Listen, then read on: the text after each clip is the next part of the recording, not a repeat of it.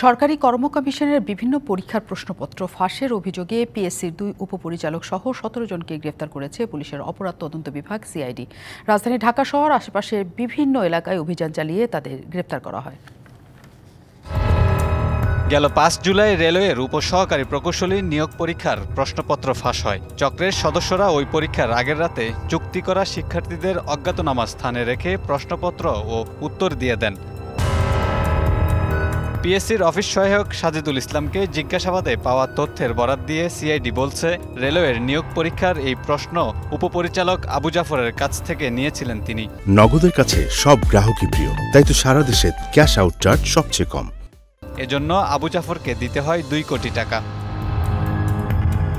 গ্রেপ্তারদের মধ্যে ৭ জনই পিএসসির সাবেক ও বর্তমান কর্মী। এদের মধ্যে রয়েছেন পিএসসির ২ জন উপপরিচালক ও ১ জন সহকারী পরিচালক। নেপথ্যে কাজ করেছে শক্তিশালী একটি চক্র। আসামিদের কাছে গুরুত্বপূর্ণ তথ্য পাওয়া গেছে বলে জানিয়েছে সিআইডি। তাদের কাছ থেকে প্রাপ্ত তথ্য বিশ্লেষণ করে আরও কেউ জড়িত থাকলে তাদেরও আইনের আওতায় আনা হবে। Kamrul Hasan, DBC news, Dhaka.